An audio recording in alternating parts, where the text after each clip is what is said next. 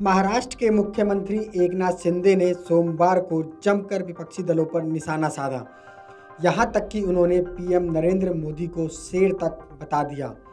उन्होंने कहा कि विपक्षी दल केवल प्रधानमंत्री नरेंद्र मोदी को हराने के बारे में सोचते हैं, लेकिन भेड़ बकरियां जंगल में शेर के खिलाफ लड़ाई नहीं लड़ सकती है।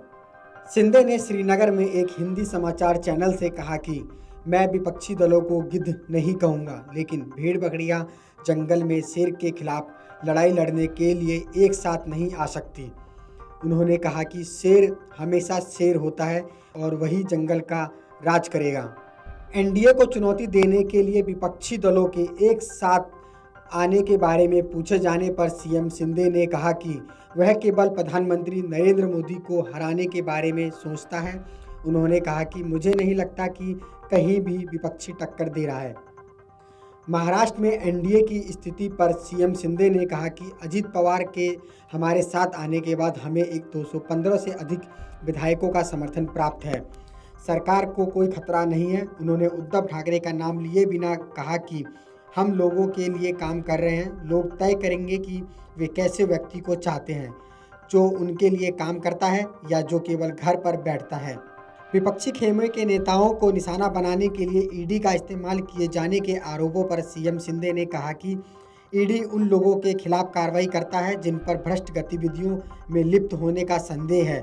यह किसी को यूं ही परेशान नहीं करते हैं। बता दें कि 2019 के विधानसभा चुनावों के बाद शिवसेना और भारतीय जनता पार्टी ने अपना गठबंधन तोड़ लिया था। इसके बाद फडणवीस और अजित पवार ने सरकार बनाने के लिए हाथ मिलाया था। हालांकि यह गठजोड़ 80 घंटे में ही टूट गया था। इसके बाद शिवसेना ने उद्धव ठाकरे के नेतृत्व में महाविकास आघाड़ी सरकार बनाने के लिए एनसीपी और कांग्रेस के साथ हाथ मिलाया था। लेकिन कुछ सालों बाद शिवसेना नेता एकनाथ शिंदे ने उद्धव ठाकरे की पार्टी में बगावत करके महाविकास आघाड़ी सरकार गिरा दी और इसके बाद उन्होंने बीजेपी की मदद से राज्य में सरकार बना ली। अब शिंदे राज्य के मुख्यमंत्री हैं और देवेंद्र फडणवीस उप मुख्यमंत्री हैं। हालांकि अब अजित पवार बीजेपी और एकनाथ शिंदे की नेतृत्व वाली शिवसेना के साथ सरकार में शामिल हो गए हैं। अजित पवार और उनके साथ विधायकों ने शरद पवार को बड़ा झटका देते हुए महाराष्ट्र सरकार में शामिल होने का फैसला किया था। 2 जुलाई को अजित पवार अपने समर्थक विधायकों ने शिंदे सरकार में शपथ ली थी। बाद में अजित पवार को महाराष्ट्र सरकार में वित्त मंत्री बनाया गया। वो राज्य के डिप्टी सीएम भी हैं। अजित पवार महाविकास आघाड़ी सरकार यानी एनडीए की सरकार में भी वित्त मंत्री ही थे।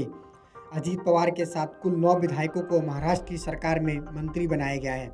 Video desk अमरउजाला.com।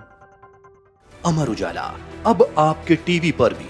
अपने स्मार्ट टीवी पर YouTube पर सर्च करें अमर उजाला, चैनल सब्सक्राइब करें और देखें ताजा खबरें, वो भी HD क्वालिटी में। और हाँ, बेल आइकन दबाना ना भूलें ताकि हर खबर हो आपके घर।